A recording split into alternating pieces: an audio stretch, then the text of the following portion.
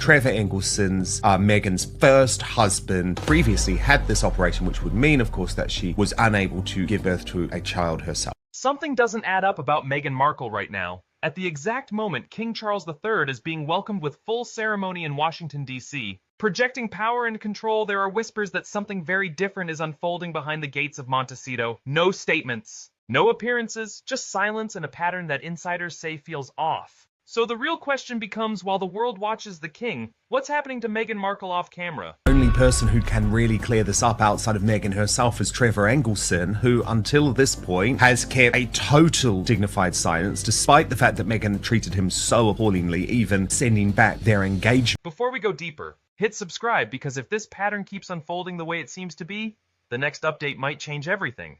At first glance, everything appears controlled, structured, intentional. One world is playing out in public, precision, symbolism, legacy. The other feels sealed off, contained behind gates. And yet, when you place these two realities side by side, the contrast becomes almost too sharp to ignore. Because while one narrative projects stability, the other begins to look like containment. She will find a way to bounce past him to some other taker who might actually just love the guy. She will take her royal kids, who can still go by prince and princess, and find the billion. Not loud collapse, but something quieter, more calculated. A withdrawal. Insiders have started to hint at something unusual. Not dramatic statements, but small, consistent signals. Calls that reportedly go unanswered. Messages seen but never acknowledged. Invitations that don't receive replies. And when you line these moments up, a pattern begins to emerge. One source allegedly described a moment of stillness, a call placed, a line left open. And nothing on the other end but silence. Not rejection, not confrontation, just absence. Information came direct from Meghan's ex-husband, Trevor Engelson, via an intermediary.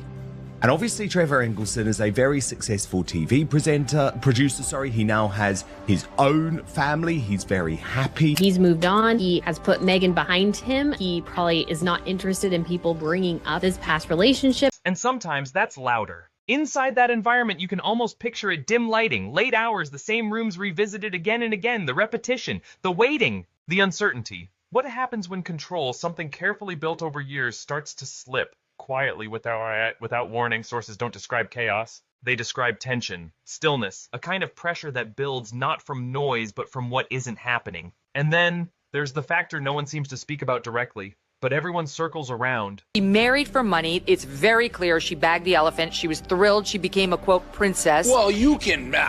It was planned from the beginning. She denied being interested in the royal family, which she totally was. I know someone who knows the ex-husband who said she had a vision board with Prince Harry on it.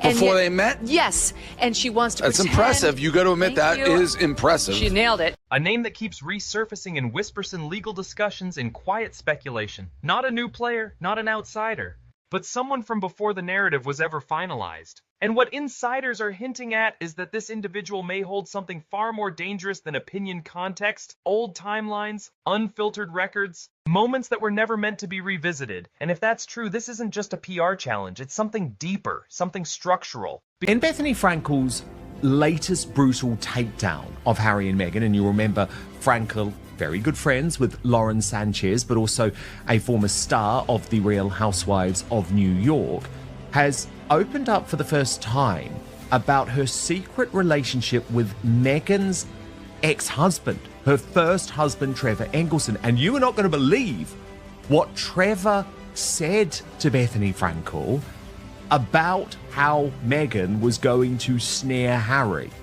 when they first met. Because when you map everything out, the early years, the transitions, the reinvention of patterns starts to take shape. Moments that once felt disconnected suddenly align. Decisions that seemed isolated start to look coordinated. And right in the middle of that timeline, there's a gap, a space between what was and what was presented. And the question becomes, what exists inside that gap? Here's where it gets more complicated. In high-level reputation strategy, there's always a safeguard agreements, protections, controlled narratives. But what if one piece was never covered? Not because of oversight in the moment, but because no one anticipated what the future would require. If that's the case, then what we're seeing now isn't sudden, it's delayed. A vulnerability that's only becoming visible years later. So now, a theory begins to form. What if this isn't a collapse but an exposure? What if the timing isn't coincidence but convergence? Two timelines finally intersecting the past and the present with no buffer left in between. And if even part of what's being hinted at is accurate, the consequences wouldn't just be personal. They could be systemic. Behind closed doors, the signals reportedly intensify. Not loud exits, but quiet ones, people stepping away, positions left unfilled, communication narrowing instead of expanding, and inside that shrinking circle pressure builds. Because when options disappear, every decision carries more weight, and every silence feels deliberate. From here, the situation seems to split into possibilities. One path leads to exposure where everything surfaces at once. Another leads to confrontation, legal, public, drawn out. And then there's the third option, the one insiders don't say directly, but imply a slow fade. No explosion, no statement, just absence.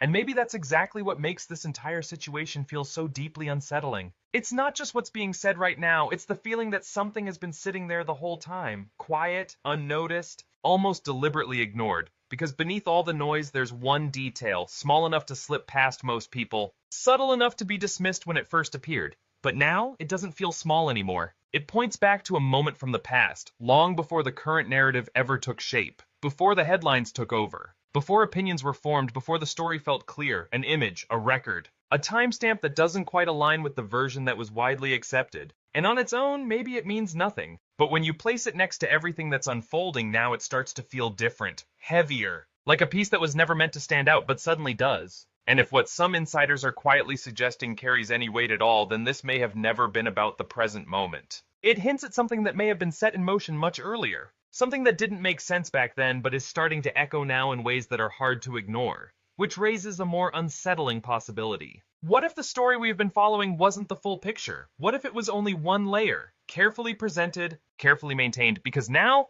the perspective begins to shift. This doesn't just look like a situation unfolding in real time anymore. It starts to resemble something catching up to itself. A timeline that doesn't quite match. A sequence that feels slightly out of place.